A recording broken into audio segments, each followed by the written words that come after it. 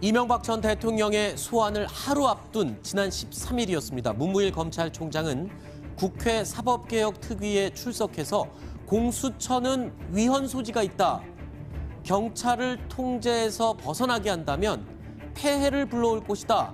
라고 말을 했습니다. 검경 수사권 조정, 공수처 신설은 문재인 대통령의 공약사항입니다. 이에 따라서 조국 민정수석은 지난 1월 검찰을 엄하게 비판하면서 권력기관 개혁안까지 발표를 했었죠. 그로부터 석 달이 지났습니다.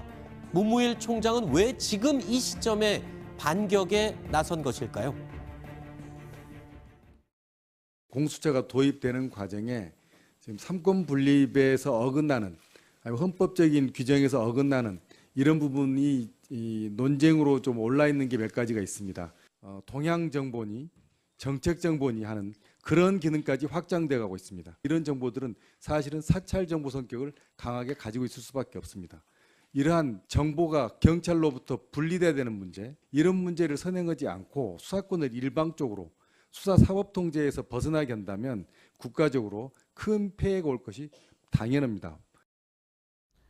자, 이 자리는 국회에서 검찰총장이 검찰 개혁에 대해서 얘기하는 자리이기 때문에 의견 개진을 할 수는 있습니다. 그런데 소국장님, 의견 개진 치고는 이 억양이라든가 내용이 굉장히 강한 것 같습니다. 상당히 강한 톤의 얘기를 문 총장이 한 것이죠. 저는 이제 문무일 총장이 지금 시점에서 왜 저런 얘기를 했을까 보면 지금 검찰이 이른바 적폐청산 수사를 강력하게 진행을 하고 있지 않습니까? 네. 그런데 박근혜 전 대통령 부분에 대해서는 거의 다 종료됐다고 봐야 되고 지금 이명박 전 대통령 부분도 이미 이제 검찰에 소환돼서 조사까지 끝난 상황이거든요. 그러면 적폐청산 수사 부분에 대해서 큰 핵이 이제 거의 그어지는 겁니다. 그러면은 그 이후에 나올 부분이 바로 이제 검경의 수사권 조정 문제가 그렇죠. 바로 닥치게 되는 거예요, 목전에. 네네. 문 대통령도 최근에 얘기를 했고 네. 그렇기 때문에 문무일 총장으로서는 지금 시점에서 무언가 검찰의 입장을 좀 강하게 한번 얘기를 할 필요가 있겠다. 네. 이런 생각 속에서 아마 여러 가지 얘기를 한 것이 아닌가 그렇게 분석이 됩니다. 네. 사실 문무일 총장이 조금 무색무취한 이런 면이 좀 있었습니다. 그렇죠. 특별히 지금까지 현안에 대해서 큰 목소리를 내지 않고 뭐 기자의 질문에도 거의 답변하지 않을 정도로 검사들이 오히려 불만을 표할 정도였잖아요. 특별히 색깔을 드러내지 않았는데 그때마다 나온 얘기가 있었습니다. 공수처 문제나 검경 수사권 조정 국면에 들어서면 아마 목소리를 낼 것이다. 그렇죠. 이런 얘기가 계속 있었습니다. 근데 사실 이걸 잘 보면 물론 이제 문무일 총장이 지금 한 얘기가 사실 검찰 내부의 일반적인 의견을 다 반영한 겁니다. 그리고 외부에서도 좀 걱정들이 있죠. 근데 또 한편 생각해 보면 이렇게 볼 수 있지 않습니까? 임기 2년을 지키는 것보다 조직의 신망을 잃지 않는 게 아하. 검찰총장에서는 또 중요할 수 있죠. 왜냐하면 그렇죠. 임기 끝난 정권은 이후에 유한하지만 검찰은 무한할 수 있는 조직이기 때문에 아하. 문무일 총장이 아마 이 국면에서는 그렇게 물러서지 않을 거다. 이런 측면 하나 있고 또 하나가 아까 적폐청산 말씀하셨는데 지금 어떻게 보면 청와대 입장에서는 검찰이 적폐청산 드라이브를 막 걸고 이제 가고 있는데 사실 검찰을 제동 걸기도 참 힘든 상황이기 때문에 네. 문무일 총장이 좀 더 자유스럽게 얘기하는 게 아닌가 이런 생각도 듭니다. 지난 1월 14일이죠. 조국 청와대 민정수석은 권력기관 개편안을 발표했습니다. 핵심은 거대한 검찰 권력을 분산시키고 상호 견제해야 한다는 것이었습니다.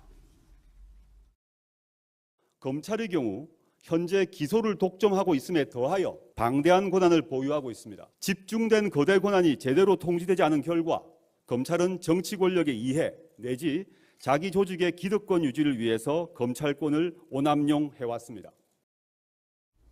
소국장님, 네. 일단 문 총장의 발언이 지금 이 조국 민정수석이 발표한 검찰 개혁안, 권력기관 개편안의 내용과는 상당히 거리가 있어요. 이렇게 되면은 신경전이 벌어지는 거 아닙니까?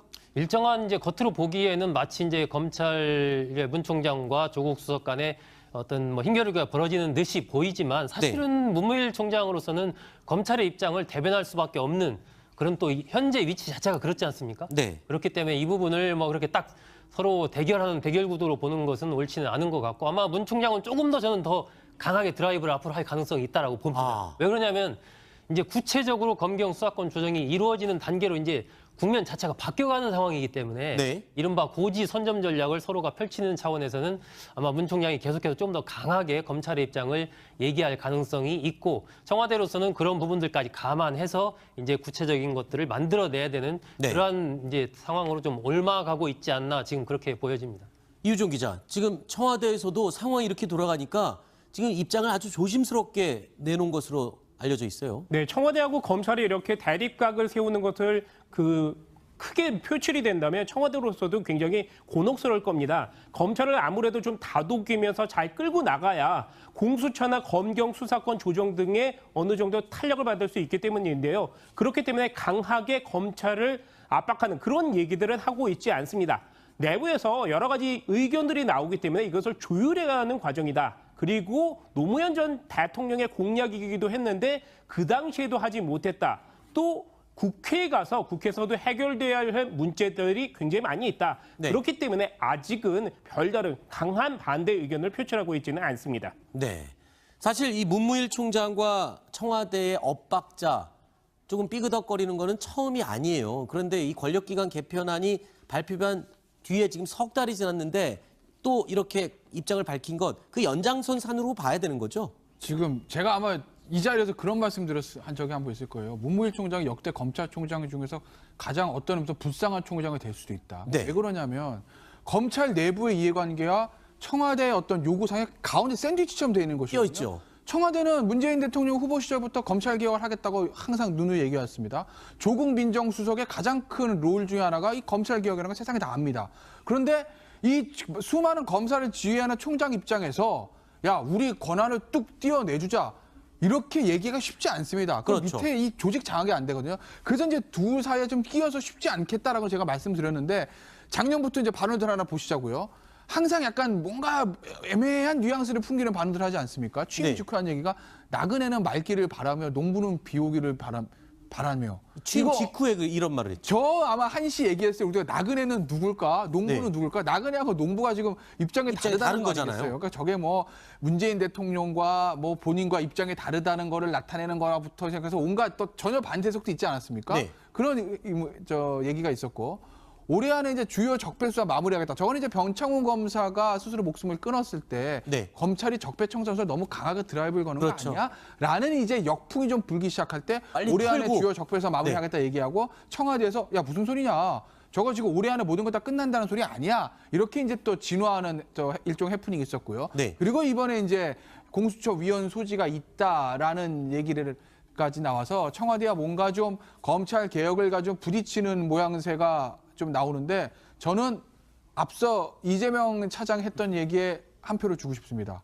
네. 검찰총장 입장에서 임기 2년 채우는 것보다 조직의 신망을 얻는 것이 장기적으로 보면 낫다라고 판단할 가능성이 있다라는 거죠. 그렇죠. 그리고 이 검찰이라는 조직은 이 검사 개개인들이 진보 정권에서 승승장구했던 검사건, 보수 정권에서 승승장구했건, 호남 출신이건, 영남 출신이건, 여당 지지세건, 야당 지지 성향이건 간에 결국 검찰이라는 그렇죠. 이름으로 모이는 거죠. 검찰이라는 이름하에서 우리 이 검찰의 기득권을 건드려서는 안 되고 우리의 아하. 권한을 지켜야 된다는 데서는 모두 다 생각이 일치합니다. 아하. 속된 말로 지난 정권에서 승승장구했던 소위 말하는 우병우 라인이라는 검사들, 네. 그리고 이번 정권에서 승승장구하는 소위 말하는 윤석열 라인이라는 검사들, 우리가 외부에서 봤을 때는 좀 뭔가 좀 결이 다른 것 같고 그러지 않습니까? 네. 그런데 이 검찰 개혁, 공수처 문제, 검경 수사권 조정 문제 한 이거에 목소리를 대해서 낸다. 물으면요 아마 한 목소리는 확률이 99%일 겁니다. 알겠습니다.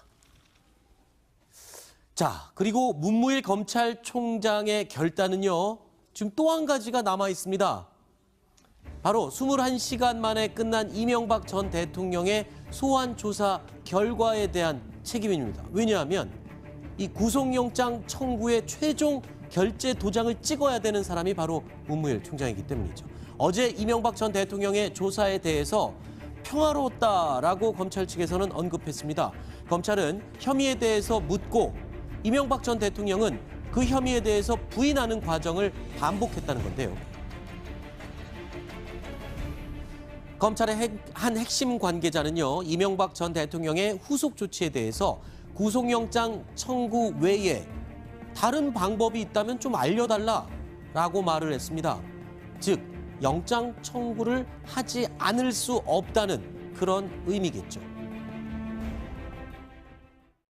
저는 오늘 참담한 심정으로 이 자리에 섰습니다. 국민 여러분께 심려를 끼쳐드려서 대단히 죄송합니다. 물론 하고 싶은 이야기도 많습니다만은 말을 아껴야 한다고 스스로 다짐하고 있습니다. 역사에서 이번 일로 마지막이 되었으면 합니다. 다시 한번 국민 여러분들에게 죄송스럽다는 말씀을 드립니다. 자, 어제 조사 내용 가운데 특별한 점 하나를 좀 짚고 넘어가겠습니다. 대부분의 혐의를 부인했는데 국정원 특활비 10만 달러 받은 부분은 인정을 했다고요? 예. 그게 또 특별하죠. 그러니까 모든 여러 가지 혐의가 지금 많지 않습니까? 뇌물수수부터 해서 네. 국정원 특활비 사용 여러 가지가 있는데 대부분 다 나는 모른다. 네. 설령 그런 일이 있었더라도 실무자가 한 일이다. 이렇게 모두 부인을 했습니다. 근데 단 하나 원세훈 전 국정원장이 김의중 전 부속실장을 통해서 10만 달러를 그러니까 국정원 특활비의 일부죠. 준 사실에서 인정을 했습니다. 다만 어디에 썼는지 대답하지 않았습니다. 그래서 아하. 저도 사실 궁금해서 생각을 해봤는데 아마도 국정원 특정 활동비라는 게 사실은 꼬리표 남지 않는 거죠. 그리고 이것은 국가의 특별한 이제 여러 가지 업무를 쓸 수 있는 돈인 거죠. 그래서 국정원으로 물론 이제 한정돼 있지만 설령 그걸 대통령이 어떤 국가의 국익을 위해 사용했을 때 과연 그걸 문제 삼을 수 있을까 좀 이런 생각이 들고 아마도 이제 김의중 전 부속실장의 증언 때문에 이게 나온 거기 때문에 이 자체를 부인할 수 없는 상황에서 대통령이 국정원 특활비를 쓴 게 과연 이제 직권남용 이런 문제가 될 수 있느냐 이런 이제 법적 논쟁으로 가려고 하는 게 아닌가 이런 생각이 들더라고요. 예. 그리고요, 지금 대부분의 혐의에 대해서는 일관되게 부인해오던 이명박 전 대통령이 어느 순간에 굉장히 당황한 기색이 역력한 때가 있었다고 그렇게 전해지던데 어떤 순간입니까? 이제 검찰에서 여러 가지 이제 자료를 들이밀면서 네. 그 조사를 진행하는 겁니다. 측근들의 진술만 가지고 있는 것이 아니라 물증, 서류들이 되는데 당시 이제 그 다스에서 그 소위 말하는 이시영 씨가 우리 다스를 접수한다고 하지 뭐 그런 얘기들 많지 않았습니까? 어떤 다스의 실질적인 경영권을 이시영 씨가 이제 행사를 한다라는 그 플랜을 담은 어떤 문건들을 제시를 딱 했더니 약간 당황하면서 검찰이 굉장히 많이 준비를 했구만 뭐 이렇게 얘기를 했다는 거였어요. 네. 그러니까 이명박 전 대통령 입장에서는 그런 문건까지 어떻게 검찰이 가지고 있을 거라고 생각을 못할 수 있었겠죠. 그렇군요. 일단 21시간 동안 조사가 진행이 됐는데 한 2번 정도 쉬었다고 해요. 뭐 쉬는 동안에는 뭐 특별한 일은 없었습니까? 네, 쉬는 동안 별일은 없었습니다. 그 이명박 전 대통령이 우리나라를 1941년생 78살인데 고령이기 때문에 아무래도 21시간 동안의 조사가 체력적으로 쉽지는 않았을 겁니다. 그래서 검찰이 옆에다가 휴게실에 침대를 배치했고요. 한 서너 차례 정도 가서 5에서 10분, 10에서 15분 정도씩 휴식을 취하기도 했습니다. 네, 식사는 뭐 어떻게? 설렁탕하고 곰탕을 보통 이제 외부에다가 이렇게 그 주문 배달을 시킵니다. 그런데 다 드셨고 사실 굉장히 체력적으로 힘듭니다. 일반 사람들, 젊은 사람들도 한 20시간 조사를 받으면 진이 다 빠지는데 그래서 음식은 제대로 많이 섭취를 한 것 같습니다. 네. 자, 이명박 전 대통령에 대한 소환 조사 밤 늦게까지 계속됐고 문무일 총장도 퇴근까지 늦추고 계속 자리를 지켰다고 전해지고 있는데 소환 조사가 끝나기를 기다렸던 또 다른 한 사람이 있습니다. 바로 유인촌 전 장관이 현장에서 기다렸다고요? 예, 지금 화면에 보시는 것처럼 모자를 눌러 쓰고 이명박 전 대통령 의원도 자택 앞에서 이명박 전 대통령이 조사를 받고 들어오기를 기다리고 있었습니다. 네. 사실 그 전까지만 해도 뭐 김용재 전 정무수석이라든지 이동관 전 뭐 홍보수석 그리고 뭐 정동기 전 민정수석 등 많이 있었지만 유인촌 전 장관은 거의 모습을 보이지 않았었는데 이명박 전 대통령이 가장 힘든 시기에 저렇게 모습을 드러냈습니다. 굉장히 인연이 깊죠, 두 사람이요. 왜 옛날에 뭐 가장 이제 중요했던 인연이라고 보면 1991년도에 한 방송국에서 야망의 세월이라는 드라마를 했습니다. 기억납니다. 그래서 박형섭이라는 이제 주인공이 있는데 거의 얘기가 이명박 전 대통령의 인생과 똑같습니다. 그러니까 6.3 사태 때 한일 이제 회담 반대 운동을 하고 단식 농성을 하고 이후에 건설사에 들어가서 한국 경제 발전에 이바지한다. 이런 게 거의 뭐 이명박 전 대통령의 스토리와 똑같지 않습니까? 이제 그 역할을 유인촌 장관이 하면서 인연을 맺었고 그래서 서울시장 그때도 이제 서울문화재단 이사장을 이제 시켰었고 그리고 대통령 당선되면서 문체부 장관을 3년 넘게 했기 때문에 굉장히 어떻게 보면 각별한 인연이 있다고 볼 수 있는 근데 그때 저는 그게 기억이 납니다. 문체부 장관이 되고 나서 이 강연장에서 그러니까 현 정부 이명박 대통령과 코드가 맞지 않은 사람은 자리에서 물러나야 한다라는 취지의 이야기를 해서 또 논란이 됐었잖아요, 당시에. 그렇습니다. 그러니까 유인촌 전 장관이 이제 배우 출신이기 때문에 어떻게 보면 그냥 유효할 수 있다고 생각했었는데 굉장히 어떻게 보면 강공 드라이브를 펼쳤죠. 그리고 또 가장 중요했던 게 이제 그 전에 노무현 정부 다음에 김대중 정부 때 아무래도 이제 그 좌파 쪽, 그 진보 쪽 이런 쪽에 이제 지원을 많이 했죠. 그렇다 네. 보니까 이제 또 우파 쪽에 이제 그 문화인들 불만이 많았었는데 어쨌든 그걸 안고 가지 않겠냐 했는데 오히려 이제 좌파 쪽 그리고 진보 쪽 인사들에 대해서 배제해 나가야 된다 이런 식의 강경한 발언에서 이제 화제가 되기도 그것과 또 했습니다. 블랙리스트와 연관이 있는 게 아니냐는 논란도 굉장히 목소리가 높았었습니다. 자, 그러면 이 문무일 검찰총장 얘기 마지막으로 하나만 더 여쭙게요. 소정숙 국장님. 네. 자, 일단은 영장 청구에 대해서 마지막 최종 결정을 이제 문 총장이 해야 될 과제가 남았어요. 굉장히 부담스러울 것 같아요. 부담스럽겠죠. 아무래도 전직 대통령에 대한 부분이다 보니까 그렇죠. 일단은 뭐 수사팀에서 의견을 모으면 그것을 윤석열 지검장에게 보고를 하고 윤 지검장이 이제 문 총장에게 보고를 하면서 그래서 이제 결정을 하게 되는데 저는 이미 지난번에 그 김백준 전 청와대 총무기획관에 대한 영장을 검찰이 청구하는 부분에서 네. 이명박 전 대통령에 대한 영장 청구 여부가 이미 그때 결론이 아하. 나 있다라고 생각을 합니다. 네. 그때 당시에 김백준 전 기획관은 종범이다라고 네. 했고 주범은 이명박 전 대통령이다라고 아하. 그렇게 영장이 돼 있단 말이에요. 그러면은 종범에 대해서 영장 청구를 해서 구속이 됐습니다. 그러면 검찰 입장에서 주범에 대해서 영장 당연히 청구를 해야 되겠죠. 안 할 수가 있겠습니까? 네. 저는 검찰이 당연히 이 전 대통령에 대해서 영장 청구를 할 것이다. 뭐 이렇게 예측을 합니다. 알겠습니다. 자, 6번째 이야기 여기서 마무리하고요. 7번째